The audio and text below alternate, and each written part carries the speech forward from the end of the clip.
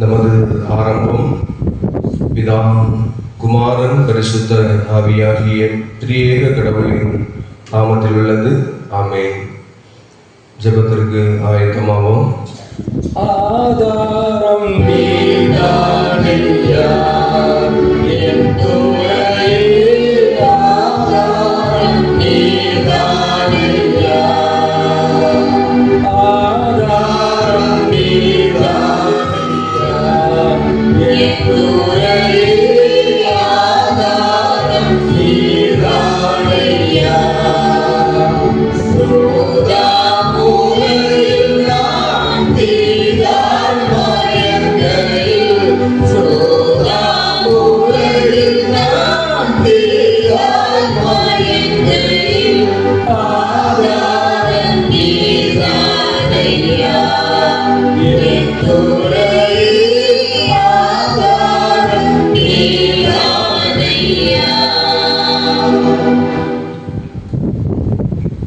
ஸ்தோத்திரம் ஆண்டவரே, ஸ்தோத்திரம் அப்பா.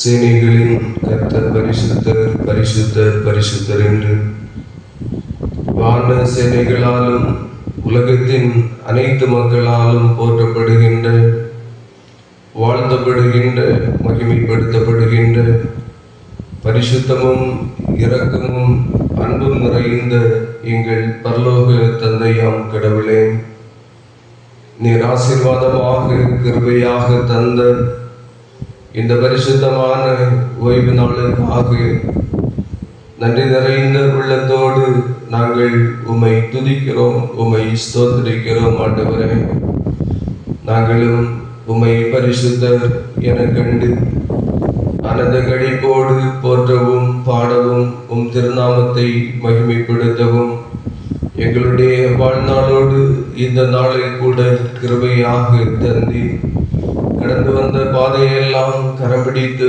நடத்தினி. திகையாதே, கலங்காதே, நான் உன் தேவன், நான் உன்னை வழிநடத்துவேன் என்று சொன்ன அன்பு தகப்பனுடைய பிரசன்னத்தையும் உடனிருப்பையும் எங்களுடைய வாழ்க்கை பயணத்தில் எல்லா சூழ்நிலைகளிலும் கண்டுகொள்ளும்படி உதவி செய்தீர். உமக்கு நாங்கள் நன்றி செலுத்துகின்றோம். பரிசுத்த அலங்காரத்துடனே கர்த்தரை தொழுது கொள்ளுங்கள் என்று சொன்ன நம்முடைய வார்த்தையின்படியே ஆண்டவரே, இந்த ஓய்வு நாளிலே ஆண்டவரை போற்றி புகழவும் ஆண்டவருடைய சமூகத்திலே விண்ணப்பங்களோடும் வந்திருக்கின்ற உடைய பிள்ளைகள் எல்லாரையும் உம்முடைய வல்லமை நிறைந்த கரங்களுக்குள்ளாக ஒப்புக் கொடுக்கின்றோம். காலைதோறும் என் கிருபை புதிதாக இருக்கும் என்று சொல்லி, காலை தேடுவோர் என்னை கண்டடைவார்கள் என்று சொன்ன அன்பு தகப்பனை, உடைய பிள்ளைகள் என்னென்ன வேண்டுதல்களோடு உடைய சமூகத்தை நாடி வந்திருக்கின்றார்களோ, இதயத்தின் நினைவுகளை எல்லாம் மறைகின்ற ஆண்டவர் விண்ணப்பங்களை அங்கீகரித்து மன விருப்பங்களை நிறைவேற்றுவீராக. வருத்தப்பட்டு பாரம் சுமக்கிறவர்களே, நீங்கள் எல்லாரும் என்னண்டைக்கு வாருங்கள், நான் உங்களுக்கு இளைப்பாறுதல் தருவேன் என்று சொல்லி அழைத்தீரே. உலக வாழ்விலே தேவைகளோடும் பல்வேறு விதமான பிரச்சனைகளோடும் எதிர்பார்ப்புகளோடும் வாழுகின்ற மக்கள் உம்முடைய சமூகத்திலே வந்து விண்ணப்பங்களை ஏறெடுக்கின்ற பொழுது உம்முடைய சமூகத்தை ஆண்டவரே, உம்முடைய பிரசன்னத்தை உம்முடைய பிள்ளைகள் கண்டுகொள்ளவும், ஆண்டவர் தருகின்ற விடுதலையும் ஆசீர்வாதங்களையும் சுதந்திரித்துக் கொள்ளவும் அருள் புரிய வேண்டும் என்று ஜெபிக்கின்றோம். இந்த ஆராதனை வேளையில உம்முடைய மகிமையின் பிரசன்னத்தை நாங்கள் ஒவ்வொருவரும் கண்டுகொள்வதற்கு அருள் புரிய வேண்டும் என்று ஜெபிக்கின்றோம். உம்முடைய சமூகத்தில் வந்திருக்கின்ற பிள்ளைகள் ஒருவர் கூட வறுமையாக திரும்பாதபடி ஆண்டவருடைய சமூகத்திலே வந்தது நல்லது என்கின்ற புதிய அனுபவங்களோடு உம்முடைய கரத்தின் ஆசீர்வாதங்களை சுதந்திரித்துக் கொண்டவர்களாக மனமகிழ்வோடு கடந்து செல்ல புரிவீராக.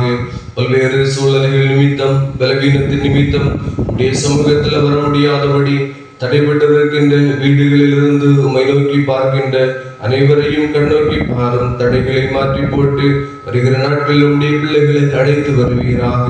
இந்த ஆராதனையின் துவக்கம் முதல் முடிவு மட்டும் உம்முடைய தெய்வீக பிரசன்னம் எங்கள் மத்தியில் நிறைவாக இருந்து அனைவரையும் ஆசீர்வதித்து வழிநடத்த வேண்டும் என்று எங்கள் ஆண்டவரும் உலக இரட்சகருமாயிருக்கிற இயேசு கிறிஸ்துவின் நாமத்தில் எங்கள் ஜெபங்களும் ஜீவனுள்ள நல்ல பிதாவே. நாம் யாவரும் எழுப்பி நின்று நம்முடைய பாடல் புத்தகத்தில் 77வது பாடலை பாடுவோம். இவரே பெருமான் மற்ற பேரல்லவே பெருமான் இவரே என்ற பாடல் எண் 77. இவரே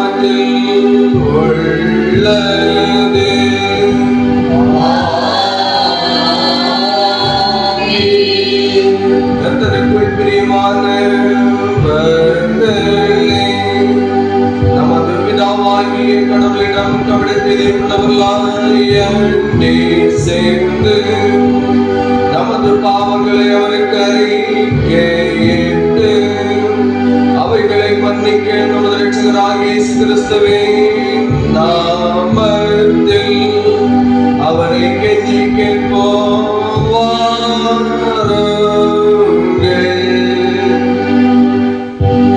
நமக்கு சகாயம் கர்த்தருடைய திருநாமத்தில் உள்ளது.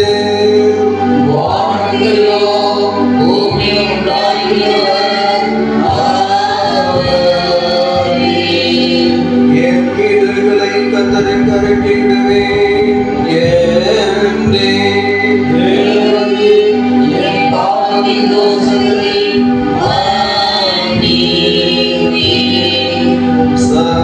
சர்வவல்லவரான கடவுளே, எங்கள் சிருஷ்டிகர மீட்பரும் மாணவரே, ஏழை பாவிகளாகிய நாங்கள் சுபாவத்தின்படி பாவம் உள்ளவர்களும் தீட்டுள்ளவருமாயிருக்கிறோம் என்றும் மனதினாலும் வாக்கினாலும் நடக்கையினாலும் உமக்கு விரோதமாய் பாவம் செய்தோம் என்றும் அறிக்கையிடுகிறோம். ஆதலால் எங்கள் ஆண்டவராகிய இயேசு கிறிஸ்துவே நிமித்தம் நீ காட்டின கிருபையை தேடி உம்முடைய ஆண்டவற்றை இரக்கத்தில் அடைக்கலம் வருகிறோம். அளவில்லாத இரக்கமுள்ள கடவுளே, எங்களை மீட்கும்படி நமக்கு ஒப்புக்கொடுத்த உமது ஒரே பேரான குமாரனை இறங்கி எங்கள் பாவங்களை எல்லாம் மன்னித்தருளும். உமது கிருபையால் நாங்கள் நித்திய ஜீவனில் சேர்க்கப்பட்டுள்ளோமே. உம்மையும் உம்முடைய வசனத்துக்குள்ளே அழைக்கப்படுவதையும் பரிசுத்தாவியைக் கொண்டு எங்கள் இதயங்கள் அழுத்தப்பட்டு நிலைக்கட்டும் என்று எங்கள் ஆண்டவராகிய இயேசு கிறிஸ்துவாய் உம்மை வேண்டிக் கொள்கிறோம் கர்த்தாவே. ஆமென். சர்வ வல்லவரான பரமபிதாவாகிய கடவுள் நமக்கு இறங்கினார். அவர் தமது ஒரே பேரான குமாரனை நமது பாவங்களுக்காக மரணத்திற்கு ஒப்புக் கொடுத்து அவர் நிமித்தம் நமது பாவங்களை மன்னிக்கிறார். அவர் நாமத்தில் விசுவாசம் உள்ளவர்களுக்கு கடவுளின் பிள்ளைகளாகும்படி அதிகாரம் கொடுத்து அவர்களுக்கு தமது பரிசுத்த ஆவியை தந்துள்ளதாக வாக்குத்தத்தம் பண்ணினார். விசுவாசமுடையவனாய் ஞானஸ்நானம் பெற்றவன் ரட்சிக்கப்படுவான். கர்த்தாவே, எங்கள் அனைவருக்கும் கிருபை செய்தருளும்.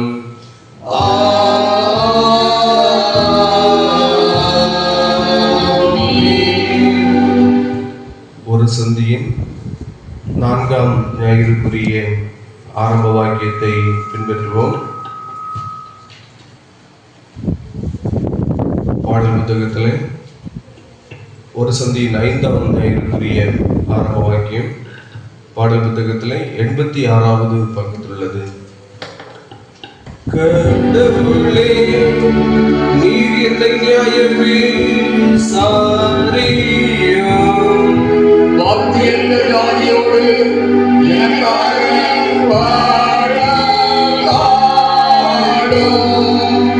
கடும் மரியாதை போல மனுஷன் கையில் என்னை விடுவியும். நீரே என் அரணாகிய உமது வெளிச்சத்தையும் உமது சத்தியத்தை மனுப்பியருளும். ஆவிகளை அழைத்து உமது பரிசுத்த வருவதற்கும் உமது வாசஸ்தலங்களுக்கும் என்னை கொண்டு போய் சேர்ப்பதாக.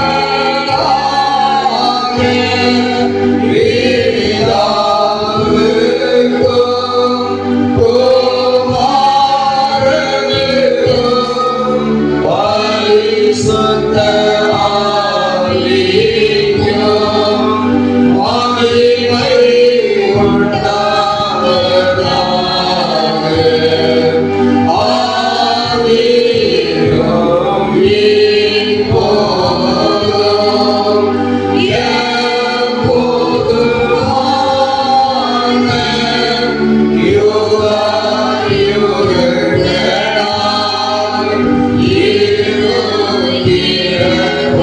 இருக்கிறபடியே. ஆமென். கர்த்தாவே, எங்களுக்கு இரங்கும். இயேசுவே, எங்களுக்கு இரங்கும். கர்த்தாவே, எங்களுக்கு இரங்கும். உன்னதத்தில் கடவுளுக்கு மகிமை.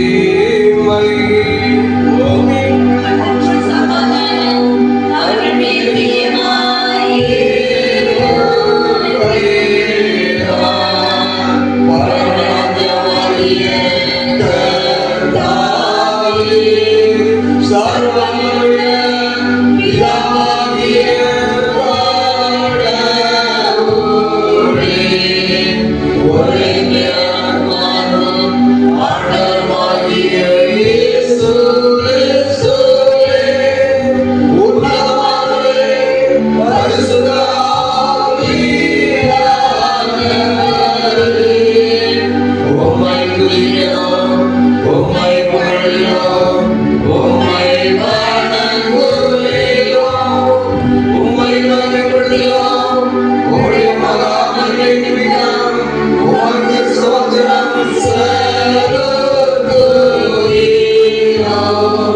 கர்த்தாவாகிய கடவுளின் ஆட்டுக்குட்டியே, பிதாவே, சோதரே, உலகத்தின் பாவங்களை சுமந்து தீர்த்தவரே, எங்கள் ஜெபங்களை ஏற்றருளும். பிதாவின் வலது வாசத்தில் இருக்கிறவரே, எங்களுக்கு இரங்கும். இயேசு கிறிஸ்துவே, உம்முடைய பிதாவே, மகிமையிலே, பரிசுத்த ஆவியோடே நீர் ஒருவர் பரிசுத்த, நீர் ஒருவர் ஆண்டவர், நீர் ஒருவர் உன்னதமானவராய் இருக்கிறீர். ஆமென். கர்த்தர் உங்களோடு இருப்பாராக. அவர் ஒரு ஆவியோடு இருப்பாராக. பிரார்த்தனை செய்வோமாக.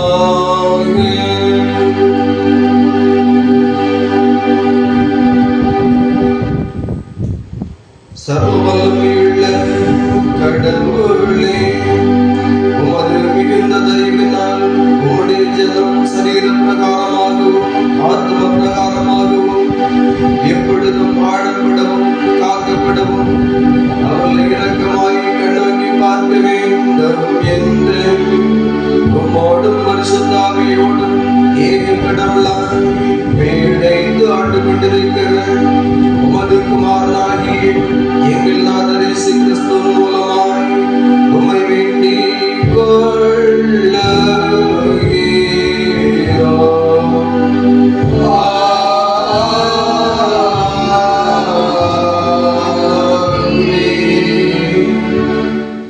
நின்றவரை 130வது சங்கீதத்தை நாம் முறைமுறையாக வாசிப்போம். முறைமுறையே வாசிக்கும்படியாக கொடுக்கப்பட்டுள்ள சங்கீதம் 130. கர்த்தாவே, ஆழங்களிலிருந்து உம்மை நோக்கி கூப்பிடுகிறேன். ஆண்டவரே, என் சத்தத்தை கேட்டருளும். என் விண்ணப்பங்களின் சத்தத்தை உமது செவிகள் கவனித்திருப்பதாக. கர்த்தாவே, நீர் அக்கிரமங்களை கவனித்திருப்பீரானால் யார் நிலை நிற்பான்? ஆண்டவரே, மனுஷர் உம்மிடத்தில் பயபக்தியாய் இருக்கும்படி உம்மிடத்திலே மன்னிப்பு உண்டு. கர்த்தருக்கு காத்திருக்கிறேன், என் ஆத்துமா காத்திருக்கிறது, அவருடைய வார்த்தையை நம்பி இருக்கிறேன். விடியல் காலத்தில் காத்திருக்கும் சாமக்காரரை பார்க்கிறோம். விடியல் காலத்தில் காத்திருக்கும் சாமக்காரரை பார்க்கிறோம். என் ஆத்துமா ஆண்டவருக்கு ஆவலாய் காத்திருக்கிறது. இஸ்ரவேல் கர்த்தரை நம்பியிருப்பதாக. கர்த்தரிடத்தில் கிருபையும் அவரிடத்தில் திரளான மீட்பும் உண்டு. அவரே இஸ்ரவேலே, அவன் சகல அக்கிரமங்களிலிருந்து கேட்டு ரட்சிப்பார். அமருங்கள். இப்பொழுது இந்த நாளுக்குரிய திருமறை பகுதிகளை வாசிக்க கேட்கலாம். இந்த நாளிலே வாசிக்கும்படியாக கொடுக்கப்பட்டுள்ள பழைய பாட்டு திருமறை பகுதி எசேக்கியேல் தீர்க்கதரிசியின் புஸ்தகம் 37ஆம் அதிகாரம் 1 முதல் 14 வரை உள்ள வசனங்கள். எசேக்கியேல் 37ஆம் அதிகாரம் 1 முதல் 14 வரை உள்ள வசனங்களை வாசிக்க கேட்போம். கர்த்தருடைய கை என்மேல் அமர்ந்து கர்த்தர் என்னை ஆவிக்குள்ளாக்கி வெளியே கொண்டு போய் எலும்புகள் நிறைந்த ஒரு பள்ளத்தாக்கின் நடுவில் நிறுத்தி என்னை அவைகளின் அருகே சுற்றி நடக்க பண்ணினார். இதோ பள்ளத்தாக்கின் வெட்ட வெளியிலே அந்த எலும்புகள் மகா திரளாய் கிடந்தன. அவைகள் மிகவும் உலர்ந்திருந்ததுமாய் இருந்தது. அவர் என்னை நோக்கி, மனுபுத்திரனே, இந்த எலும்புகள் உயிரடையுமா என்று கேட்டார். அதற்கு நான், கர்த்தராகிய ஆண்டவரே, தேவரீர் அதை அறிவீர் என்றேன். அப்பொழுது அவர், நீர் இந்த எலும்புகளை குறித்து தீர்க்க தரிசனம் உரை அவைகளை பார்த்து சொல்ல வேண்டியது என்னவென்றால், உலர்ந்த எலும்புகளே, கர்த்தருடைய வார்த்தையை கேளுங்கள். கர்த்தராகிய ஆண்டவர் இந்த எலும்புகளை நோக்கி, இதோ நான் உங்களுக்குள் ஆவியை பிரவேசிக்க பண்ணுவேன், அப்பொழுது உயிரடைவீர்கள். நான் உங்கள் மேல் நரம்புகளை சேர்த்து உங்கள் மேல் மாம்சத்தை உண்டாக்கி உங்களை தோளினால் மூடி உங்களில் ஆவியை கட்டளையிடுவேன். அப்பொழுது நீங்கள் உயிரடைந்து நான் கர்த்தர் என்று அறிந்து கொள்வீர்கள் என்று உரைக்கிறார் என்று சொல் என்றார். அது எனக்கு கட்டளையிட்டபடியே நான் தீர்க்க தரிசனம் உரைத்தேன். நான் தீர்க்க தரிசனம் உரைக்கையில் ஒரு இரைச்சல் உண்டாயிற்று. இதோ அசை உண்டாகி ஒவ்வொரு எலும்பும் தட்டன் எலும்போடே சேர்ந்து கொண்டது. நான் பார்த்து கொண்டிருக்கையில் இதோ அவைகள் மேல் நரம்புகளும் மாம்சமும் உண்டாயிற்று. மேற்புறம் எங்கும் தோளினால் மூடப்பட்டது, ஆனாலும் அவைகளில் ஆவி இல்லாதிருந்தது. அப்பொழுது அவர் என்னை பார்த்து, நீ ஆவியை நோக்கி தீர்க்க தரிசனம் முறை, மனுபுத்திரனே, நீ தீர்க்க தரிசனம் உரைத்து ஆவியை நோக்கி கர்த்தராகிய ஆண்டவர் உரைக்கிறது என்னவென்றால், ஆவியே, நீ காற்று திசை நான்கிலும் இருந்து வந்து குலையுண்ட இவர்கள் உயிரடையும்படிக்கு இவர்கள் மேல் ஊது என்கிறார் என்று சொல் என்றார். எனக்கு கற்பிக்கப்பட்டபடியே நான் தீர்க்க தரிசனம் உரைத்தேன். அப்பொழுது ஆவி அவர்களுக்குள் பிரவேசிக்க அவர்கள் உயிரடைந்து கால் ஊன்றி மகா பெரிய சேனையாய் நின்றார்கள். அப்பொழுது அவர் என்னை நோக்கி, மனுபுத்திரனே, இந்த எலும்புகள் இஸ்ரவேல் வம்சத்தார் அனைவருமே. இதோ அவர்கள் எங்கள் எலும்புகள் உலர்ந்து போயிற்று, எங்கள் நம்பிக்கை அற்று போயிற்று, நாங்கள் அறுப்புண்டு போகிறோம் என்கிறார்கள். ஆகையால் நீ தீர்க்க தரிசனம் உரைத்து அவர்களுடைய சொல்ல வேண்டியது என்னவென்றால், கர்த்தராகிய ஆண்டவர் உரைக்கிறார், இதோ என் ஜனங்களே, நான் உங்கள் பிரேத குழிகளை திறந்து உங்களை உங்கள் பிரேத குழிகளிலிருந்து வெளிப்படவும் உங்களை இஸ்ரவேல் தேசத்திற்கு வரவும் பண்ணுவேன். என் ஜனங்களே, நான் உங்கள் பிரேத குழிகளை திறந்து உங்கள் பிரேத குழிகளிலிருந்து வெளிப்படம் பண்ணும்போது நான் கர்த்தர் என்று அறிந்து கொள்வீர்கள். என் ஆவியை உங்களுக்குள் வைப்பேன், நீங்கள் உயிரடைவீர்கள். நான் உங்களை உங்கள் தேசத்தில் வைப்பேன், அப்பொழுது நான் கர்த்தர் என்று அறிந்து கொள்வீர்கள். இதை சொன்னேன், இதை செய்வேன் என்று கர்த்தர் சொல்ல உரைக்கிறார் என்று சொல் என்றார் என்பதே வாசிக்கும்படியாக கொடுக்கப்பட்ட முதலாம் வேத பாடம் வாசிக்கின்றாயிற்று. இந்த நாளிலே வாசிக்கும்படியாக கொடுக்கப்பட்டுள்ள இரண்டாம் திருமுறை பகுதி, நிருப பகுதி, ரோமர் 8ஆம் அதிகாரம் 1 முதல் 11 வரையுள்ள வசனங்கள். ரோமர் 8ஆம் அதிகாரம் 1 முதல் 11 வரையுள்ள வசனங்களை வாசிக்க கேட்போம். ஆனபடியால் கிறிஸ்து இயேசுவுக்கு உட்பட்டவர்களாய் இருந்து மாம்சத்தின்படி நடவாமல் ஆவியின்படி நடக்கிறவர்களுக்கு ஆக்கினை தீர்ப்பில்லை.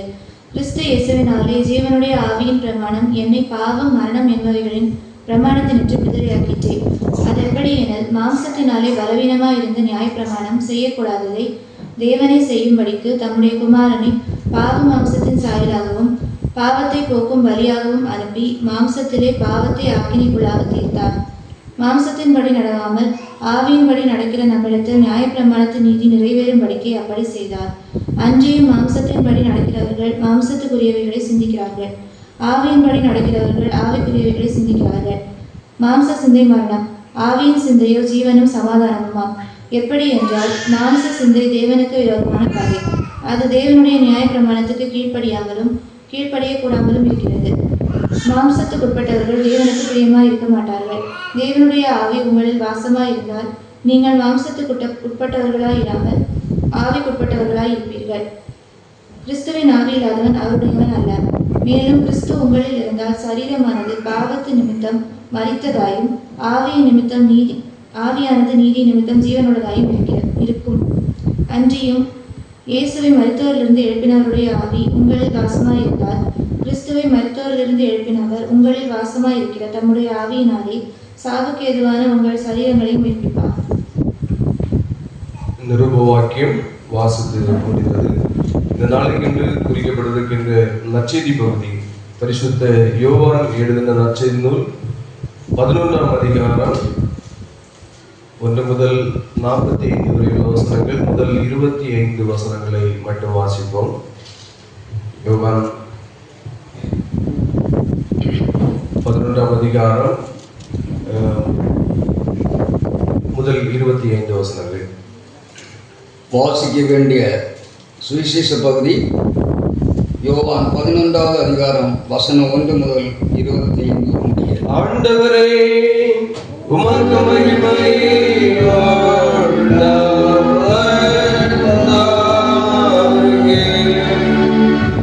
மரியாளும் அவள் சகோதரியாகிய மார்த்தாளும் இருந்த பெத்தானியா கிராமத்தில் உள்ளவனாகிய லாசர் என்னும் ஒருவன் வியாதிப்பட்டிருந்தான். கர்த்தருக்கு பரிமள தைலம் பூசி தன் தலைமயிரால் அவருடைய பாதங்களை துடைத்தவள் அந்த மரியாளே. அவருடைய சகோதரனாகிய லாசரு வியாதியாக இருந்தான். அப்பொழுது அவனுடைய சகோதரிகள், ஆண்டவரே, நீர் சிநேகிக்கிறவன் வியாதியாக இருக்கிறான் என்று சொல்ல அவரிடத்துக்கு ஆள் அனுப்பினார்கள். இயேசு அதை கேட்ட பொழுது, இந்த வியாதி மரணத்துக்கு ஏதுவாகிறாமல் தேவனுடைய மகிமை விளங்குவதற்கு ஏதுவாக இருக்கிறது, தேவனுடைய குமாரனும் அதனால் மகிமைப்படுவார் என்றார். இயேசு மார்த்தாளிடத்தில், அவருடைய சகோதரிடத்தில், லாசரிடத்தில் அன்பாக இருந்தார். அவர் வியாதியாய் இருக்கிறதற்காக அவர் கேள்வி கேட்டபோது தாம் இருந்த இடத்திலே பின்னும் 2 நாள் தங்கினார். அதன் பின்பு அவர் தம்முடைய சீசரை நோக்கி, நாம் மறுபடியும் யூதேயாவுக்கு போவோம் வாருங்கள் என்றார். அதற்கு சீசர்கள், ரவி, இப்பொழுது தான் யூதர் உம்மை கல்லறையை தேடினார்களே, மறுபடியும் நீர் அவரிடத்துக்கு போகலாமா என்றார்கள். இயேசு பிரதியுத்தரமாக, பகலுக்கு 12 மணி நேரம் இல்லையா? ஒருவன் பகலிலே நடந்தால் அவன் இந்த உலகத்தின் வெளிச்சத்தை காண்கிறபடியினால் இடர மாட்டான். ஒருவன் இரவிலே நடந்தால் தன் இடத்தில் வெளிச்சம் இல்லாதபடியினால் இடர்வான் என்றார். இவைகளை அவர் சொல்லிய பின்பு அவர்களை நோக்கி, நம்முடைய சிநேகிதனாகிய லாசர் நித்திரையடைந்திருக்கிறான், நான் அவனை எழுப்பப் போகிறேன் என்றார். அதற்கு அவருடைய சீசர்கள், ஆண்டவரே, நித்திரையடைந்திருந்தால் சுகமடைவான் என்றார்கள். இயேசுவானவர் அவனுடைய மரணத்தை குறித்து அப்படி சொன்னார், அவர்களோ நித்திரை செய்து இளைப்பார்கிறதை குறித்து சொன்னார் என்று நினைத்தார்கள். அப்பொழுது இயேசு அவர்களை நோக்கி, லாசர் மரித்து போனான் என்று வெளிப்படையாய் சொல்லி, நான் அங்கே இராததினால் நீங்கள் விசுவாசம் உள்ளவர்களாகிறதற்கு ஏதோ உண்டென்று உங்கள் நிமித்தம் சந்தேகப்படுகிறேன். இப்பொழுது அவனிடத்துக்கு போவோம் வாருங்கள் என்றார். அப்பொழுது தீமோ என்னப்பட்ட தோமா மற்ற சீசர்களை நோக்கி, அவரோடு கூட மரிக்கும்படி நாமும் போவோம் வாருங்கள் என்றார். இயேசு வந்தபோது அவன் கல்லறையில் வைக்கப்பட்டிருந்த 4 நாளாயிற்று என்று கண்டார். பெத்தானியா ஊர் எருசலேமுக்கு சமீபமாக ஏறக்குறைய 2 மைல் தூரமாக இருந்தது. யூதர்கள் அநேகர் மார்த்தாள், மரியாள் என்பவருடைய சகோதரனை குறித்து அவர்களுக்கு ஆறுதல் சொல்லும்படி அவரிடத்தில் வந்திருந்தார்கள். இயேசு வருகிறார் என்று மார்த்தாள் கேள்விப்பட்ட போது அவருக்கு எதிர்கொண்டு போனாள். மரியாளோ வீட்டிலே உட்கார்ந்திருந்தாள். மார்த்தாள் இயேசுவிடத்தில் வந்து, ஆண்டவரே, நீர் இங்கே இருந்தீரானால் என் சகோதரன் மரிக்க மாட்டான். இப்பொழுது நீர் தேவனிடத்தில் கேட்டுக்கொள்கிறது எதுவோ அது தேவன் உமக்கு தந்தருள்வார் என்று அறிந்திருக்கிறேன் என்றாள். இயேசு அவளை நோக்கி, உன் சகோதரன் உயிர்த்தெழுந்திருப்பான் என்றார். அதற்கு மார்த்தாள், உயிர்த்தெழுதல் நடக்கும் கடைசி நாளிலே அவனும் உயிர்த்தெழுந்திருப்பான் என்று அறிந்திருக்கிறேன் என்றாள். இயேசு அவளை நோக்கி, நானே உயிர்த்தெழுதலும் ஜீவனுமாயிருக்கிறேன், என்னை விசுவாசிக்கிறவன் மரித்தாலும் பிழைப்பான் என்றார் என்பதை வாசிக்க வேண்டிய சுவிசேஷ பகுதி வாசித்து முடிந்தாயிற்று. தேவனுக்கே துதிக்கான மகிமை உண்டாவதாக. ஆமென். நம்முடைய விசுவாசத்தை அப்போஸ்தல விசுவாச பிரமாணத்தின் வழியாக அறிக்கை செய்வோம். பரலோகத்தையும் பூலோகத்தையும் படைத்த சர்வவல்லவராகிய கடவுளை விசுவாசிக்கிறேன். அவருடைய ஒரே குமாரனும் நம்முடைய ஆண்டவருமாகிய இயேசு கிறிஸ்துவை விசுவாசிக்கிறேன். இவர் பரிசுத்தாவியினால் உதவித்து நதிவேடத்தில் பிறந்து பொதுக்காரன் கீழ் பாடுபட்டு சிலுவையில் அறைந்து மறித்து அடக்கப்பட்டார். பாதாளத்தில் இறங்கி 3ஆம் நாள் மரித்தோருக்கு உயிர்த்தெழுந்தார். வரத்துக்கேறி சர்வவல்ல பிதாவாகிய கடவுளுடைய வலதுபார்சத்தில் வீற்றிருக்கிறார். அவரிடத்திலிருந்து உயிரோரையும் மரித்தோரையும் நியாயத்தீர்க்க வருவார். பரிசுத்த ஆவியானவரை விசுவாசிக்கிறேன். பொதுவான பரிசுத்த கிறிஸ்தவ சபையும் பரிசுத்தவான்களுடைய ஐக்கியமும் பாவ மன்னிப்பும் சரீர உயிர்த்தெழுதலும் நித்திய ஜீவன் உள்ள விசுவாசிக்கிறேன். ஆமென். அமருங்கள். அமர்ந்தவாறு நம்முடைய பாடல் புத்தகத்திலே 238வது பாடலை பாடுவோம். பாடல்கள் 238. மாறிக்கும் கிறிஸ்துவே ஓந்தன் நாளியும் அதை கொண்ட நீருடலோ நந்தாய் வெறுப்பாவியே நாவி தேவன் அனைத்துக்கும் அருள் குணம் நல்கிடவோ. மாறிக்கும் கிறிஸ்துவே ஓந்தன் நாளியும் அதை கொண்ட நீருடலோ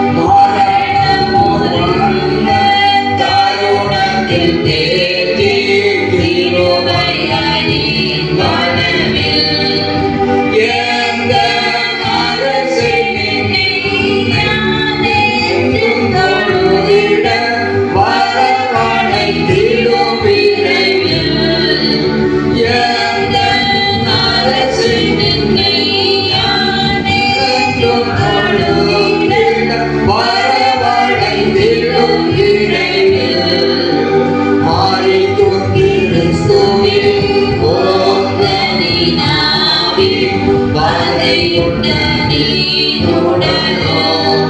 நன்றாய் பெரும் பாவிய நாவி தேகமனைத்துக்கும் நல்குணம்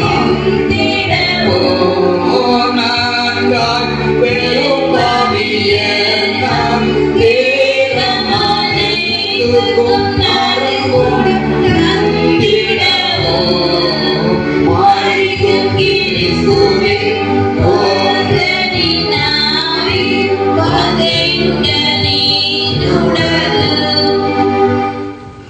இப்பொழுது பிள்ளைகள் வசனம் சொல்லும்படி உங்களை அன்போடு கேட்டுக்கொள்கிறேன்.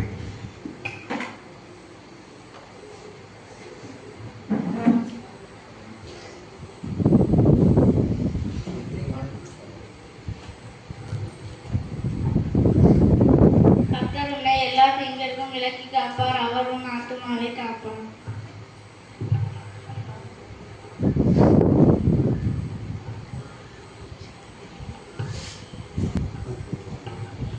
கர்த்தரே மகாதேவன், எல்லா தேவர்களும் மகாராஜாவா, எல்லா தேவர்களுக்கும் மகாராஜாவா இருக்கிறார். வாலிபனே, உன் இருமையே சந்தோஷப்படு. உன் வாலிப நாட்களிலே உன் இருதயம் உன்னை கூடி பார்க்கட்டும். உன் நெஞ்சில் வழிகளை, உன் கண்கள் காட்சிகளை நட இயல வைக்கும் நிமித்தம் தேவன்கள் இருப்பார் என்று அறி.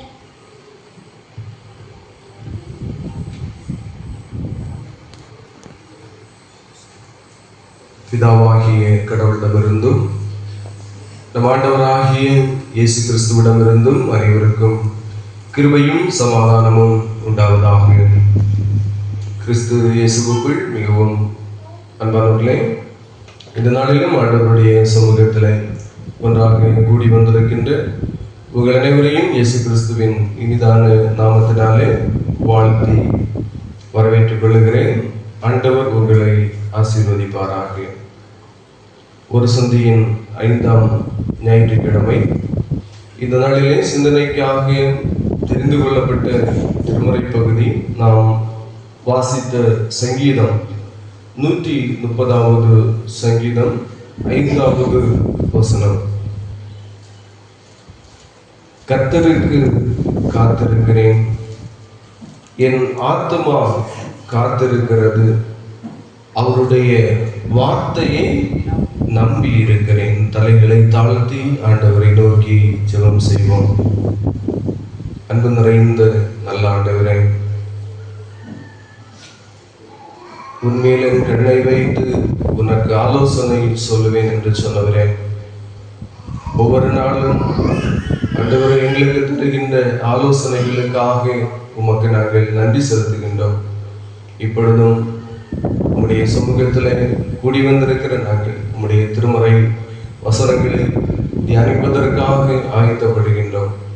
உம்முடைய திருமறை வசனங்களின் வழியாக எங்களோடு பேசுவீராக, உம்முடைய சித்தத்தை எங்களுக்கு வெளிப்படுத்துவீராக. வார்த்தையை பேசுகின்ற அடியனை மறைத்து ஆண்டவர் செயலாற்றுகிறார். கேட்கின்ற உம்முடைய பிள்ளைகளுடைய சிந்தனைகளை ஒருமுகப்படுத்தும். இரட்சகர் இயேசு கிறிஸ்துவின் நாமத்தில் ஜெபங்கேளும் ஜீவனுள்ள நல்ல பிதாவே, ஆமென். கர்த்தருக்கு காத்திருக்கிறேன். அன்புக்குரியவர்களே, காத்திருப்பது என்பது கடினமான ஒரு காரியம். நாம் யாருமே காத்திருக்க விரும்புவதில்லை. அதுவும் இன்றைக்கு நாம் வாழ்கின்ற இந்த உலகம் வேகமாக இயங்கிக் கொண்டிருக்கின்றது. இன்றைக்கு எதற்கெடுத்தாலும் பழைய காலத்தை போல இல்லை. இன்றைக்கு எங்கேயாவது போக வேண்டும் என்று சொன்னால் விரைவாக போகக்கூடிய கார்கள், விரைவாக போகக்கூடிய ரயில்கள், விமானங்கள், துரித உணவுகள், இப்படி எல்லாவற்றிலும் விரைவாக செயல்படக்கூடிய ஒரு கால சூழ்நிலையிலே நாம் வாழ்ந்து கொண்டிருக்கின்றோம். என்றாலும் இந்த உலக வாழ்க்கையிலே நாம் பல காரியங்களுக்காக காத்திருக்க வேண்டியதாய் இருக்கிறது. நாம் மருத்துவமனைக்கு செல்லுகின்ற பொழுது மருத்துவரை சந்திப்பதற்கு நாம் காத்திருக்கின்றோம். நம்முடைய வாழ்க்கை பயணத்தில் நாம் படித்து முடித்து வேலைக்காக காத்திருக்கின்றோம். சில திருமணத்துக்காக, சில குழந்தை பாக்கியத்திற்காக, இப்படி பல்வேறு வகையில காத்திருக்கின்ற எத்தனையோ இந்த உலக வாழ்க்கையில எத்தனையோ காரியங்களுக்காக நாம் காத்திருக்கின்றோம். நம்முடைய இந்த காத்து இருக்குதலுடைய முடிவு நன்மையாக முடியுமா அல்லது தீமையாக முடியுமா என்பது நமக்கு தெரியாது. எப்படி வேண்டுமானாலும் அமையலாம். உலக பிரகாரமாக நாம் காத்திருக்கின்ற காரியங்களுடைய முடிவு.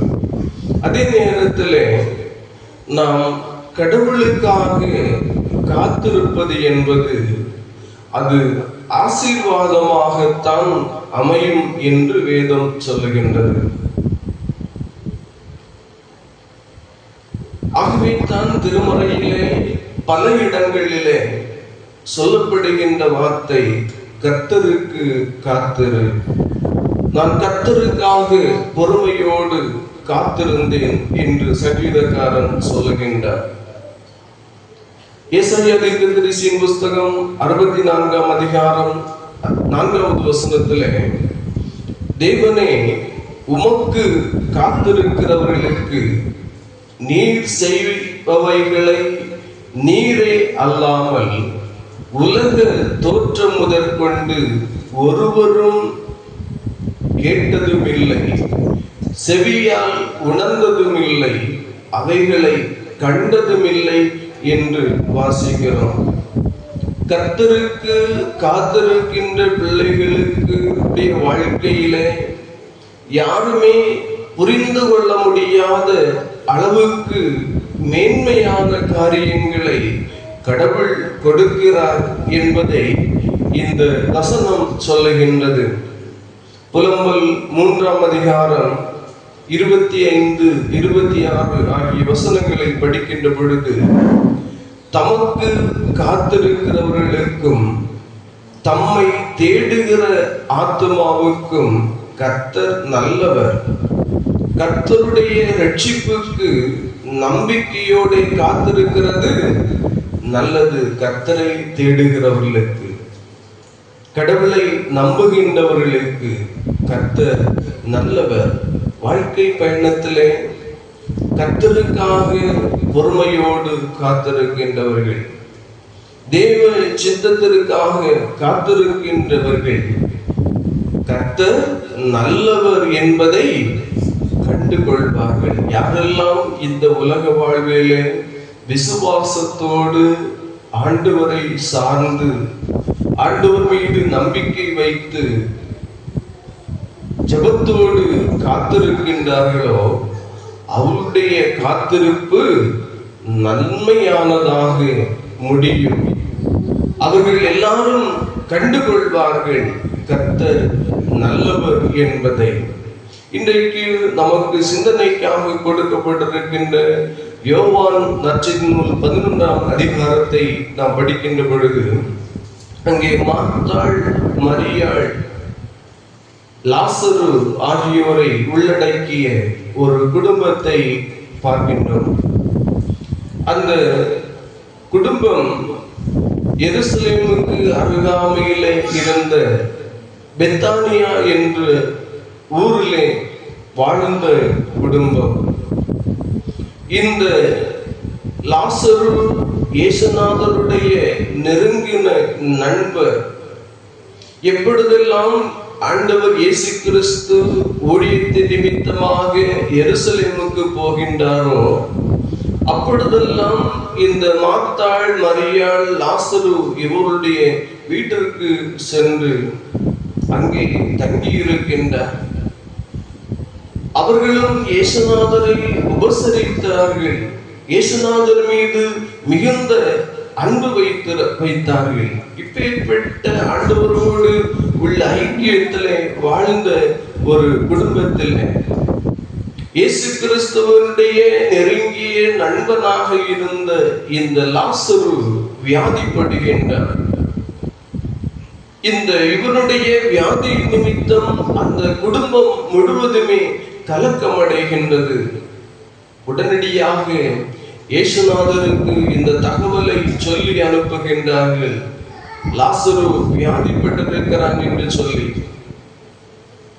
இயேசுநாதருக்கு இந்த தகவல் கிடைத்த பிறகு உடனடியாக இயேசுநாதர் லாசருவை குணப்படுத்துவதற்காக அவர் வீட்டிற்கு வரவில்லை.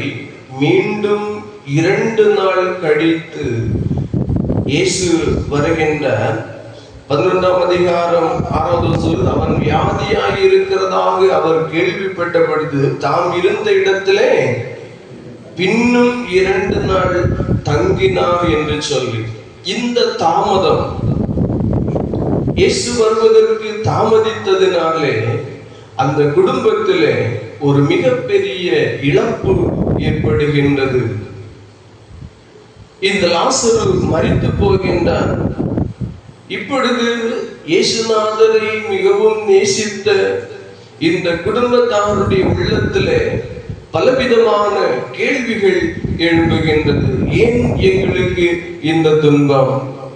இயேசுநாதரை, ஆண்டவரை நேசித்தோமே, உபசரித்தோமே, இந்த லாசருடைய துன்பமான சூழ்நிலையை, அவர் வியாதிப்பட்டிருக்கிறதை அவருக்கு சொல்லி அனுப்பியும் அவர் உடனடியாக வந்து பார்க்கவில்லையே என்று சொல்லி அவர்கள் பலவிதமாக புலம்பி இருக்கக்கூடும். ஏன் தாமதித்தார், ஏன் உடனடியாக வரவில்லை என்பதை குறித்து அவர்களால் புரிந்து கொள்ள முடியவில்லை. இவ்வளவாக நேசித்தோம், அவரும் நம்மிடத்தில் இவ்வளவு அன்பு வைத்தார். ஆனால் இப்பொழுது குடும்பத்திலே ஒரு நெருக்கடியான சூழல். இந்த சூழலிலே இயேசு உதவி செய்வதற்கு உடனடியாக வரவில்லையே என்பதை, ஏன் என்பதை அவர்களால் புரிந்து கொள்ள முடியவில்லை. இயேசு 4 நாட்கள் லாசருடைய வீட்டிற்கு வருகின்ற பொழுது அவன் மரித்து 4 நாட்கள் ஆகின்றது. அங்கே லாசருடைய வீட்டிற்கு வந்த பொழுது லாசருடைய வீட்டிலே அவருடைய குடும்ப நண்பர்கள் எல்லாரும் துக்கம் விசாரிப்பதற்காக கூடி வந்திருக்கின்றார்கள். இப்பேற்பட்டதான சூழ்நிலையிலே இயேசு வருகிறார் என்கின்ற செய்தியை கேட்டவுடனே மார்த்தாள் இந்த துக்கம் விசாரிக்க வந்த, ஆறுதல் சொல்ல வந்த யூதர்களையும் மரியாளையும் விட்டுவிட்டு நேரடியாக இயேசுநாதரிடத்திலே ஓடுகின்றார். இயேசு ஏன் தாமதித்தார் என்று சொல்லி கோபப்படவில்லை. மார்த்தாள் இயேசுநாதரிடத்திலே கோபப்படவில்லை. சொல்லுகின்றார், அவருடைய விசுவாசத்தை வெளிப்படுத்துகின்றாள். ஆண்டவரே, நீர் இங்கே இருந்தீரானால் என் சகோதரன் மரித்திருக்க மாட்டான் என்று சொல்லி சொல்லுகின்றார். இன்னும் இயேசுநாதர் வந்த பொழுது அங்கே கூடியிருந்த யூதர்கள் எல்லாரும் முறுமுறுக்கிறார்கள். இந்த குடும்பம் எவ்வளவாக இவரை நேசித்தது, இவர் இந்த மனிதனை எவ்வளவாக நேசித்தார், குருடர்களுக்கு பார்வை கொடுத்த இவர், முடவர்களை நடக்க செய்த இவர், இப்பொழுது இந்த மனிதனையும் மரிக்காமல் இருக்க பண்ணி இருக்கலாமே என்றெல்லாம் சொல்லி முறுமுறுக்கிறார்கள். அப்பேற்பட்டதான சூழ்நிலையிலே தான் ஆண்டவர் இயேசு அவர்களும் அந்த துக்கத்திலே 4 நாட்களாக இந்த மார்த்தாளும் மரியாளும் எந்த அளவுக்கு துக்கப்பட்டிருப்பார்கள் என்பதை உள்ளத்திலே உணர்ந்தவர். அவருக்கு தெரியும், தான் இயேசு அதற்கு தெரியும் லாசருவை உயிரோடு எழுப்ப போகிறார். ஆனாலும் அவர் ஒரு மனிதனாக அந்த இடத்திலே நின்று கண்ணீர் விடுகின்றார், துக்கத்தை வெளிப்படுத்துகின்றார்.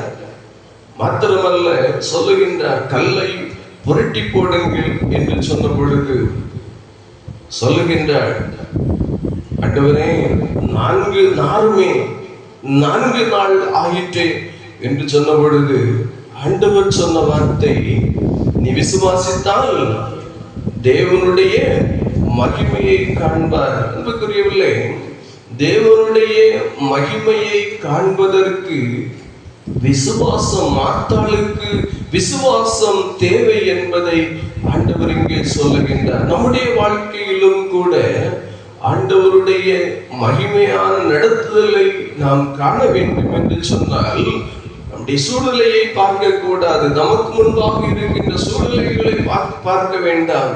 இந்த சூழ்நிலைகளையும் தாண்டி நம்முடைய வாழ்க்கையிலே அதிசயங்களை செய்கிற தெய்வம், அற்புதங்களை செய்கின்ற தெய்வம் அவர். விசுவாசிக்கிறவனுக்கு எல்லாம் ஆகும் என்று சொல்லி இருக்கின்றார். இந்த சூழலிலே தான் எல்லோரும் ஆச்சரியப்படக்கூடிய அளவில் லாசருவை உயிரோடு எழுப்பினார் என்று சொல்லி பார்க்கின்றோம்.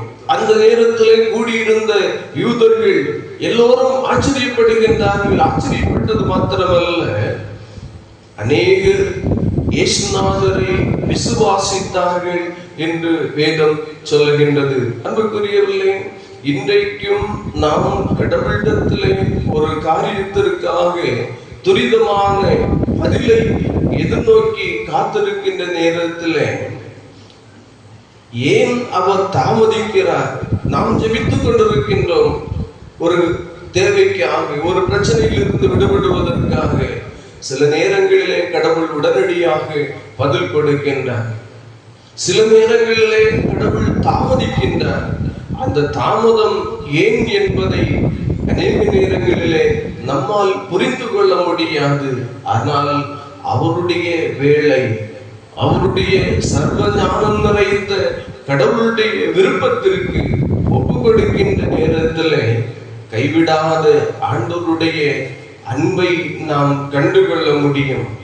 இந்த உலகத்திலே நாம் பார்க்கின்ற பொழுது, பக்தருடைய வாழ்க்கையிலே, திருமறை பக்தருடைய வாழ்க்கையிலே பார்க்கின்ற பொழுது, யாரெல்லாம் ஆண்டவருக்காக காத்திருந்தார்களோ அவர்கள் எல்லாரும் ஆண்டவருடைய அதிசயமான நடத்துதல்களை கண்டார்கள். நான் கர்த்தருக்காக பொறுமையோடு காத்திருந்தேன் என்று சொன்ன சங்கீதக்காரன் சொல்லுகிறார், அவர் என்னை விளையாத சேற்றிலிருந்து தூக்கினார், என்னை கண்மைகளின் மேல் நிறுத்தினார், நான் காத்திருந்த என்னுடைய ஜெபத்தை ஆண்டவர் கேட்டார் என்றெல்லாம் இது சங்கீதக்காரனுடைய அனுபவம். அன்புக்குரியவர்களே, இன்றைக்கும் சில காரியங்களிலே நாம் காத்திருக்க வேண்டியது அவசியமாக இருக்கிறது. ஆண்டவருடைய வேலை, ஆண்டவருடைய சித்தம் எது என்பது நமக்கு புரிந்து கொள்ள முடியாமல் இருக்கலாம்.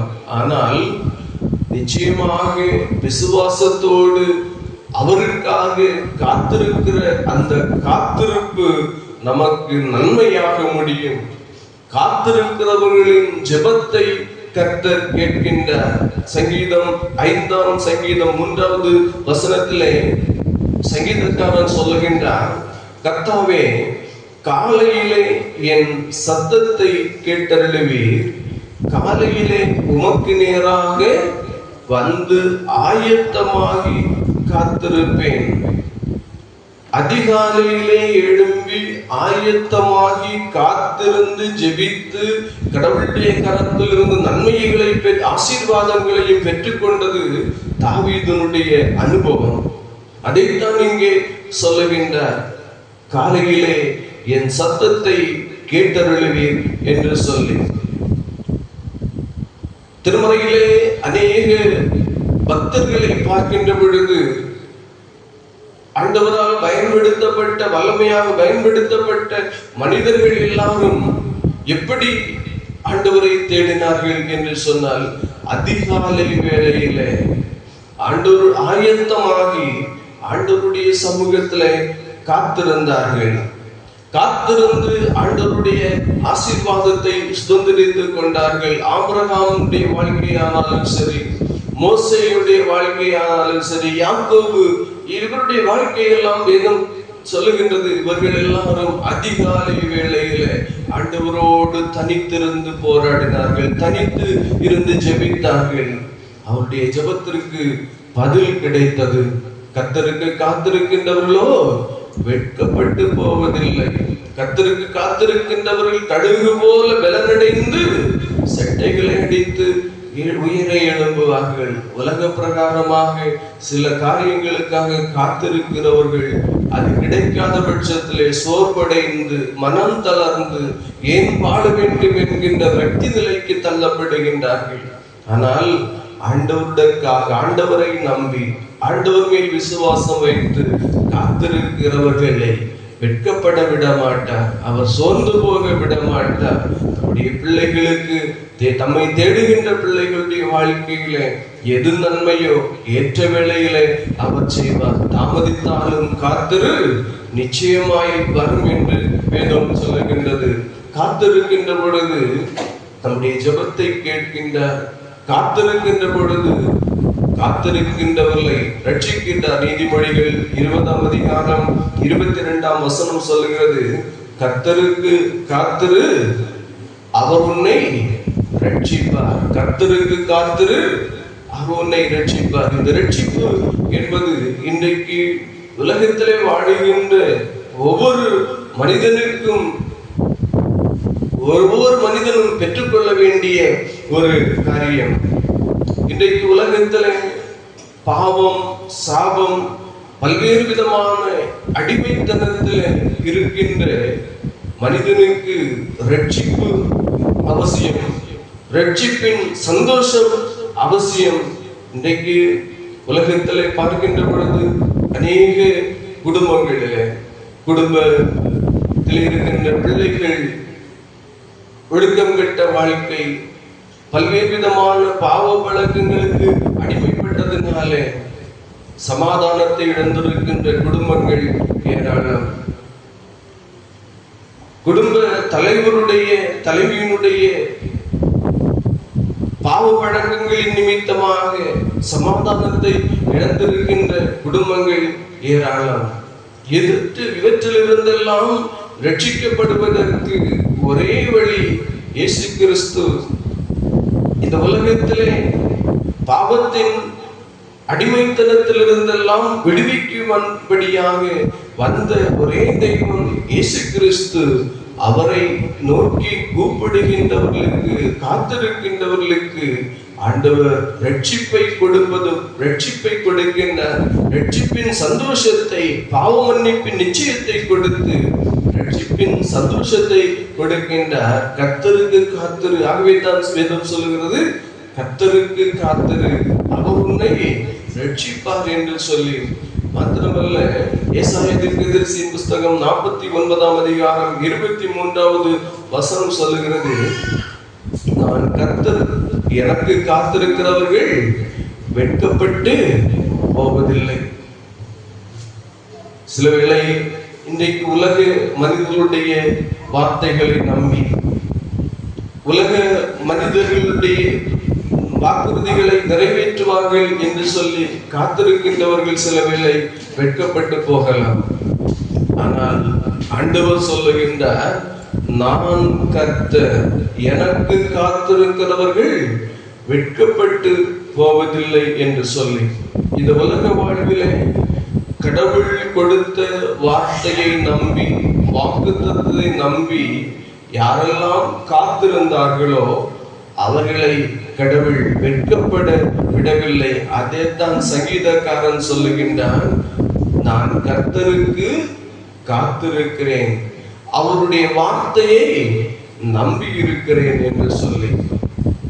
இன்றைக்கும் ஆண்டவருக்காக காத்திருக்கின்றவர்கள், ஆண்டவருடைய வார்த்தையும் வாக்குத்தத்தங்களையும் நம்பி சார்ந்து கொள்ளுகின்றவர்களை ஆண்டவர் வெட்கப்பட விட மாட்டார். எபிரேயருக்கு எழுதின நிருபத்திலே 6ஆம் அதிகாரம் 13 முதல் 15 வரையுள்ள வசனங்களிலே ஆபிரகாமை பற்றி சொல்லப்பட்டிருக்கிறது. ஆபிரகாமுக்கு கடவுள் ஒரு வாக்குத்தத்தத்தை கொடுத்தார், அழைப்பை கொடுத்தார், நீ உன் தேசத்தையும் உன் இனத்தையும் விட்டு நான் உனக்கு காண்பிக்கும் தேசத்துக்கு போ என்று சொல்லி ஆபிரகாம் கீழ்ப்படிந்தார். கீழ்ப்படிந்த ஆபிரகாமுக்கு ஆண்டவர் கொடுத்த வாக்குத்தத்தம், நான் உன்னை ஆசீர்வதிப்பேன், உன்னை பெருக பண்ணுவேன் என்று சொன்னார். அந்த வார்த்தையை நம்பினார், நம்ப முடியாத சூழலிலும். ஆனால் அந்த வார்த்தை வாக்குத்தத்தம் நிறைவேறுவதற்கு 25 ஆண்டுகள் ஆபிரகாம் பொறுமையோடு காத்திருந்தார் என்று வேதம் சொல்லுகிறது. அந்த அவருடைய பொறுமை, அவருடைய விசுவாசம் அவரை வெட்கப்படுத்தவில்லை. கர்த்தர் சொன்ன வாக்குத்தத்தத்தை சுதந்திரித்தது மாத்திரமல்ல, அவர் ஈசாக்கை வாக்குத்தத்தம் பண்ணப்பட்ட மகனாகிய ஈசாக்கை பெற்றது மாத்திரமல்ல, உலக விசுவாசிகளுடைய தகப்பன் என்கின்ற மேன்மையையும் பெற்றுக்கொண்டார் என்று சொல்லி பார்க்கின்றோம். அன்புக்குரியவர்களே, ஆண்டவருடைய சமூகத்திலே கூடி வந்திருக்கின்ற நம்முடைய வாழ்க்கையிலே நாம் ஆண்டவருக்காக காத்திருந்தோம் என்று சொன்னார். ஆண்டவர் நிச்சயமாக நம்முடைய ஜெபத்திற்கு பதில் தருவார், நம்மை ரட்சிப்பார், நம்மை வெட்கப்படுத்த விட மாட்டார். ஆண்டவருடைய அன்றைக்கு ஆண்டவரை நம்பின, ஆண்டவரை விசுவாசித்த, ஆண்டவரை உபசரித்த அந்த குடும்பத்திலே ஒரு இழப்பு ஏற்பட்டது, மனவருத்தமான சூழல் ஏற்பட்டது. தாமதித்தார், ஆனாலும் எல்லோரும் ஆச்சரியப்படக்கூடிய அளவில் அற்புதத்தை செய்தாரே அதே ஆண்டவர் இன்றைக்கும் ஜீவிக்கிறவராக மத்தியிலே பிரசன்னராக இருக்கிறார். நீ விசுவாசித்தால் தேவனுடைய மகிமையை காண்பாய் என்று சொல்லியிருக்கிறார். நாம் சூழலை பார்க்காதபடிக்கு கர்த்தருக்காக காத்திருப்போம். அவர் நம்மை வெட்கப்படாமல் நம்மை ஆசீர்வாதத்தின் பாதையிலே அதிசயமாக நடத்துவார். கர்த்ததாமே இந்த வார்த்தைகளால் நம்ம ஒவ்வொருவரையும் ஆசீர்வதிப்பாராக. ஆமென். எல்லா புத்திக்கும் மேலான தெய்வீக சமாதானம் உங்கள் இதயங்களையும் சிந்தனைகளையும் கிறிஸ்து இயேசுவுக்குள் காத்துக்கொள்வாராக. அதில் ஒரு சிறிய மாற்றம் திரும்ப வாசிக்கிறேன். அதற்கு பேர் வாசிக்கிறவர்கள் நீங்கள் அந்தந்த வார்த்தைகளை ஆயத்தமாகும்படி அன்போடு கேட்டுக்கொள்கிறேன். இந்த வாரத்தில் நம்முடைய திருச்சபையிலே பிறந்த நாளை நினைவுகூறுகின்றவர்கள் 23ஆம் தேதி செல்வி மெர்சி, 26ஆம் தேதி செல்வன் கனான் சஜித், 28ஆம் தேதி திருமதி இந்திராபாய் தனபாலன் ஆகியோர் இந்த வாரத்திலே தங்களுடைய பிறந்த நாளை நினைவுறுவார்கள். திருச்சபையின் சார்பாக அனைவருக்கும் பிறந்த நாள் வாழ்த்துக்களை தெரிவித்துக் கொள்கிறேன். அடுத்ததாக அறிவிப்பு. அன்புக்குரியவர்களே, கடந்த நாளிலே நம்முடைய சிலுவை மொழி தியானங்கள் 7 வார்த்தைகள் பேசுகின்றவர்களை பெயர்கள் வாட்ஸ்அப்பில் போட்டிருந்தேன். அதில் ஒரு சிறிய மாற்றம் திரும்ப வாசிக்கிறேன். அதற்கு பேர் வாசிக்கிறவர்கள் நீங்கள் அந்தந்த வார்த்தைகளை ஆயத்தமாகும்படி அன்போடு கேட்டுக்கொள்கிறேன்.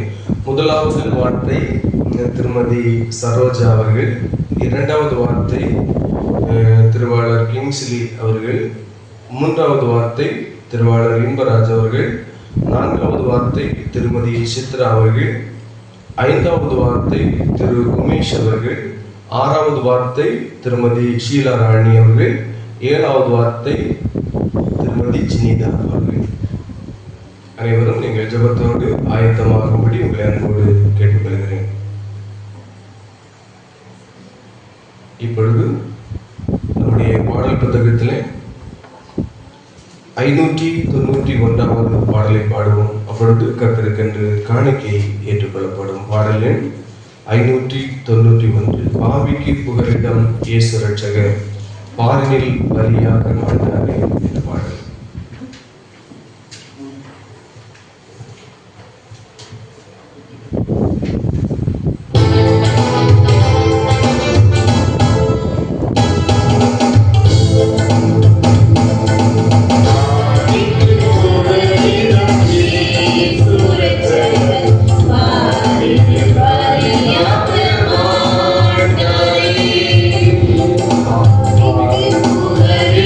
Yes.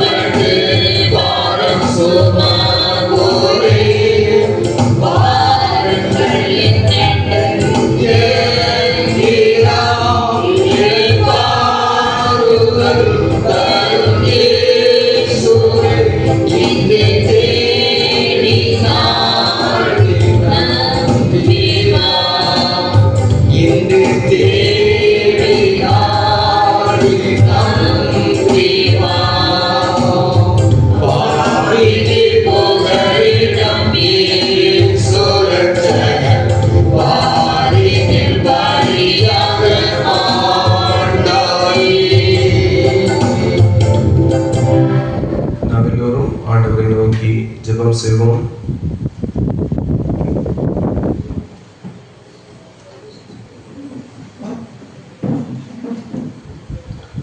ஸ்தோத்திரம் ஆண்டவரே, ஸ்தோத்திரம் அப்பா.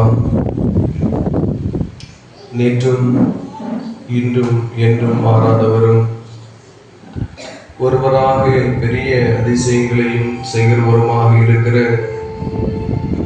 அன்பு நிறைந்த எங்கள் நல்ல ஆண்டவரே, இந்த நாள் வரையிலும் உம்முடைய கிருபையின் பிரசன்னம் எங்கள் அனைவரோடும், விசேஷமாக இந்த திருச்சபையின் விசுவாச குடும்பங்களோடும் பிள்ளைகளோடும் இருந்து வழிநடத்தி வந்ததை நினைத்து உமக்கு நாங்கள் நன்றி செலுத்துகின்றோம். கர்த்தர் நல்லவர் என்பதை ருசித்து பாருங்கள். அவர் மேல் நம்பிக்கையாய் இருக்கிற மனுஷன் பாக்கியவான் என்று உம்முடைய வேதம் சொல்லுகிறதே. ஆண்டவரே, நீர் எவ்வளவு நல்ல தெய்வம் என்பதை எங்களுடைய வாழ்வின் ஒவ்வொரு அனுபவங்களின் படியாகவும் கண்டுகொள்வதற்கு உதவி செய்தீரே. உமக்கு ஸ்தோத்திரம் அப்பா. போராட்டங்களும் பிரச்சனைகளும் உபத்திரவங்களும் நிறைந்த உலக வாழ்விலே எத்தனையோ விதமான போராட்டங்கள், பலவீனங்கள், மரணத்திற்கு ஏதுவான நெருக்கங்கள் எங்களை சூழ்ந்து கொண்ட பொழுதும் கண்ணை கண்ணீருக்கும் காலை இடர்களுக்கும் ஆத்மாவை மரணத்துக்கும் தப்புவித்து இந்த நாள் வரையிலும் நடத்தினதற்காக உமக்கு நாங்கள் நன்றி செலுத்துகின்றோம். கர்த்தர் எனக்கு செய்த எல்லா உபகாரங்களுக்காகவும் நான் அவருக்கு எண்ணத்தை செலுத்துவேன். ரட்சிப்பின் பாத்திரத்தை எடுத்துக்கொண்டு வாழ்நாள் முழுவதும் கர்த்தருடைய நாமத்தை தொழுது கொள்ளுவேன் என்று சொன்ன சங்கீதக்காரனை போல உள்ளத்தின் ஆழத்திலிருந்து ஸ்தோத்திர வரிகளோடு உம்முடைய சன்னிதானத்திலே வந்திருக்கின்ற எல்லா பிள்ளைகளையும் ஒரு விசை கூட உம்முடைய கரங்களில் ஒப்புக் கொடுக்கிறோம். சிறு பிள்ளைகள், வாலிபர்கள், பெரியவர்கள், வயதான பெற்றோர் அனைவரையும் பெயர் பெயராக ஆசீர்வதிப்பீராக. அனைவருக்கும் நல்ல சுகபலனை தாரும். அவர்களுடைய வாழ்வுக்குரிய எல்லா விதமான தேவைகளையும் சந்திப்பீராக. சிங்கக்குட்டிகள் தாழ்ச்சியடைந்து பட்டினியாக இருந்தாலும் கர்த்தரை தேடுகிறவர்களுக்கோ ஒரு தன்மையும் குறைபடாது என்று சொல்லியிருக்கிறேன். பிள்ளைகளுடைய வாழ்வில் இருக்கின்ற குறைவுகள் எல்லாம் நிறைவாக்குவீராக. உம்மை தேடி வந்திருக்கின்ற பிள்ளைகளுடைய உள்ளத்திலும் இல்லத்திலும் நிறைவான சமாதானத்தையும் சந்தோஷத்தையும் கட்டளையிடுவீராக. கர்த்தருக்கு காத்திருக்கிறவர்களோ புது பலனடைந்து சட்டைகளை அடித்து கழுகுகளைப் போல சட்டைகளை அடித்து உயிரை எழுப்பார்கள் என்று சொன்ன வார்த்தையின்படியே ஆண்டவரே, பல்வேறு சூழ்நிலைகளிலே உமக்கு காத்திருக்கின்ற பிள்ளைகளை உம்முடைய கரங்களில் ஒப்பு கொடுக்கிறோம். ஆண்டவரே, கர்த்தருக்கு காத்திருக்கிறேன் என்று சொல்லி சங்கீதக்காரன் சொல்வதை போல ஆண்டவரே, ஏற்ற காலத்திலே எங்களை உயர்த்துவி என்கின்ற விசுவாசத்தோடு, எங்களை விடுவிப்பீர் என்கின்ற விசுவாசத்தோடு காத்திருக்கின்ற பிள்ளைகளுடைய வாழ்க்கையில அதிசயங்களையும் அற்புதங்களையும் காணச் செய்வீராக. நாங்கள் சூழ்நிலைகளை கண்டு மனம் தளர்ந்து விடாதபடிக்கு ஆண்டவர் மேல் வைத்திருக்கின்ற விசுவாசத்திலும் ஜெபத்திலும் உறுதியாக தரித்திருந்து ஆண்டவர் தருகின்ற ஆசீர்வாதங்களை சுதந்திரிக்கின்ற பிள்ளைகளாய் வாழ எங்கள் ஒவ்வொருவருக்கும் ஆண்டவர் உதவி செய்ய வேண்டும் என்று ஜெபிக்கின்றோம். சில நேரங்களிலே ஆண்டவரே, எங்களுடைய விண்ணப்பங்களுக்கான பதில் கிடைக்காதபடி ஏன் தாமதிக்கிறீர் என்பதை எங்களால் புரிந்து கொள்ள முடியாமல் இருக்கலாம். ஆனாலும் ஆண்டவரே, கர்த்தருக்கு காத்திருக்கின்ற பிள்ளைகளுக்கு நீ செய்வதெல்லாம் ஆண்டவரே நன்மையாக முடியும் என்று திருமுறை வசனங்களின் வழியாக எங்களுக்கு தெளிவுபடுத்தி இருக்கிறீரே ஆண்டவரே, உமக்கு நாங்கள் நன்றி செலுத்துகின்றோம். இன்றைக்கு உம்மை நேசித்த ஆண்டவரே, உம்மை உபசரித்த இந்த குடும்பத்துல இழப்புகளும் கஷ்டங்களும் ஏற்பட்ட நேரத்துல தாமதித்து வந்தாலும் எல்லோரும் ஆச்சரியப்படக்கூடிய அளவில் அதிசயத்தை செய்தீரே ஆண்டவரே. இதோ இன்றைக்கும் விசுவாசத்தோடு காத்திருக்கின்ற பிள்ளைகளுடைய வாழ்விலே ஆண்டவரே அதிசயங்களையும் அற்புதங்களையும் காண செய்வீராக. உம்முடைய நாமம் மகிமைப்படும்படியாய் பெரிய காரியங்களை செய்வீராக. திருச்சபைக்கு தந்திருக்கின்ற விசுவாச குடும்பங்களை உம்முடைய ஆளுகைக்கு ஒப்புக் கொடுக்கின்றோம். எல்லாருடைய வாழ்க்கை சூழ்நிலைகளையும் அறிந்திருக்கின்ற நல்ல தகப்பன் நீ. எல்லா குடும்பங்களிலும் நீ தலைவராக பிரசன்னராக இருந்து உம்முடைய பிள்ளைகளை ஆளுகை செய்வீராக. நிறைவானது வருகின்ற பொழுது குறைவானது ஓடி போகுமே. நீர் உம்முடைய பிள்ளைகளுடைய உள்ளத்திலும் இல்லத்திலும் பிரசன்னராக இருந்து உடைய பிள்ளைகளை ஆசீர்வாதத்தின் பாதைகளை வழிநடத்த வேண்டும் என்று செபிக்கின்றோம். பலவீனப்பட்டிருக்கின்ற பிள்ளைகளுக்காக செபிக்கின்றோம். எல்லா பலவீனங்களிலிருந்தும் விடுதலை தாரும். நீ விசுவாசித்தால் தேவனுடைய மகிமையை காண்பாய் என்று சொன்னீரே. உம்முடைய பிள்ளைகள் மேல் வைத்திருக்கிற விசுவாசத்தை பலப்படுத்தி பெரிய காரியங்களை செய்வீராக. குடும்பத்தில் இருக்கின்ற வயோதிப பெற்றோருக்காக செபிக்கின்றோம். பலன் குன்றி போற நாட்களில் புது பலனையும் புதிய நம்பிக்கையும் ஆயுஷ் நாட்களையும் கொண்டு தருவீராக. ஆண்டவரே, திருவாளர் செல்லத்துறை அவருக்காக, அவருடைய துணைவி திருமதி புஷ்பபாய் அவர்களுக்காக செபிக்கின்றோம். எத்தனையோ நெருக்கங்கள் போராட்டங்கள் மத்தியில ஆண்டவர் தாங்கினை தப்புவித்து உமக்கு ஸ்தோத்திரம் அப்பா. இப்பொழுதும் ஆண்டவரே, கல்வியினத்திலே என் பலன் பூரணமாக விளங்கும் என்று சொன்ன ஆண்டவர் என் பிள்ளைகளை பலப்படுத்துவீராக. எல்லா வழி வேதனைகளிலிருந்தும் விடுவிப்பீராக. புது பலத்தோடு உம்முடைய நாமத்தை மகிமைப்படுத்த அருள் புரிய வேண்டும் என்று ஜெபிக்கின்றோம். ஆண்டவரே, குடும்பத்தில் இருக்கின்ற எல்லா பெற்றோரையும் உடைய கரங்களில் ஒப்புக் கொடுக்கின்றோம். கேட்டு செய்கின்ற வேலைகளை ஆசீர்வதிப்பீராக.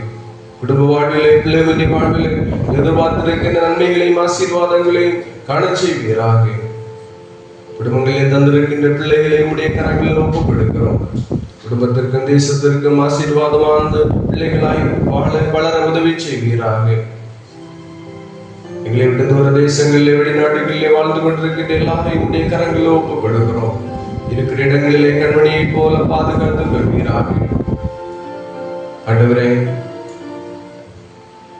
உலக நாடுகளுக்கிடையே சமாதான சூழலை ஏற்படுத்துவீராக. உலகத்திலே பல்வேறு நிலைமையில துன்பப்படுகின்ற மக்களுடைய அனைத்து விதமான துன்பங்களில் இருந்தும் உடைய பிள்ளைகளை ஆண்டவர் விடுவிக்க வேண்டுமாய் செபிக்கிறோம். குமாரன் விடுதலையாக்கினால் நீங்கள் மெய்யாகவே விடுதலையாவீர்கள் என்று சொன்ன முடிய வார்த்தை இப்படியே ஆண்டவரை விடுவிக்க வல்லவர் நீர். உங்களுடைய ஆளுகைக்கு ஒப்புக் கொடுக்கிறோம். இந்த வாரத்திலே தங்களுடைய பிறந்த நாளை நினைவு கூறுகின்ற பிள்ளைகளுக்காக உமக்கு நன்றி செலுத்துகின்றோம். உடைய கரங்களில் ஒப்புக் கொடுத்து செபிக்கிறோம். கடந்து வந்த பாதையை கரப்பிடித்து நடத்தி புதிய வயதிலே புதிய நன்மைகளையும் ஆசீர்வாதங்களையும் தந்து வழிநடத்துவீராக. எங்களை உடைய கரங்களில் அர்ப்பணிக்கிறோம் என்பதற்கு அடையாளமாய் நாங்கள் படைத்திருக்கின்ற எல்லா விதமான காணிக்கைகளையும் ஏற்றுக்கொண்டு ஆசீர்வதிப்பீராக.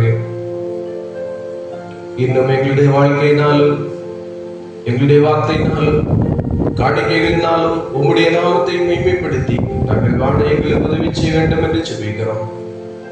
தேர்வுக்காய் ஆயத்தப்படுகின்ற தேர்வுகளை சந்தித்துக் கொண்டிருக்கின்ற பிள்ளைகளை உடைய கரங்களில் ஒப்புக் கொடுக்கிறோம். அன்றவருடைய கரம் பிள்ளைகளோடு கூட இருந்து வழிநடத்த வேண்டும் என்று செபிக்கிறோம். எங்களை தாழ்த்தி உடைய கரங்களில் ஒப்புக் கொடுக்கிறோம். நாங்கள் கேட்டதும் கேட்க தெரியாததுமான சகல நன்மைகளினாலும் நிரப்பும். துதி கனமகிமை உமக்கே செலுத்துகிறோம். இரட்சகர் இயேசு கிறிஸ்துவின் நாமத்தில் ஜெபங்களும் ஜீவனுள்ள நல்ல பிதாவே, ஆமென். பரமண்டலத்தில் இருக்கிற பிதாவே, உம்முடைய நாமம் பரிசுத்தப்படுவதாக, உம்முடைய ராஜ்யம் வருவதாக, உம்முடைய சித்தம் பரலோகத்திலே செய்யப்படுவது போல பூமியிலேயும் செய்யப்படுவதாக. அன்றைய ஆகாரத்தை எங்களுக்கு தாரும். எங்கள் கடனாளிகளுக்கு நாங்கள் மன்னித்திருக்கிறது போல எங்கள் பாவ குற்றங்களை எங்களுக்கு மன்னியும். எங்கள் சோதனைகளில் பிரவேசிக்க பண்ணாமல் தீமை எங்களை ரட்சித்தருளும். ராஜ்யமும் வல்லமையும் மகிமையும் என்றென்றைக்கும் உடையவைகளே. ஆமென்.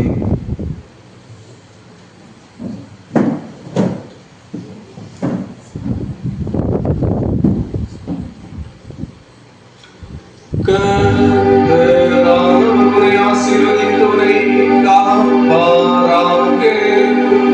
கர்த்தரானவர் தமது திருமுகத்தை உன்மேல் பிரகாசிக்க பண்ணி உன்மேல் கிருபையாயிருப்பாராக. கர்த்தரானவர் தமது திருமுகத்தை உன்மேல் பிரசன்னமாக செய்து உனக்கு சமாதானம் கட்டளையிடுவாராக.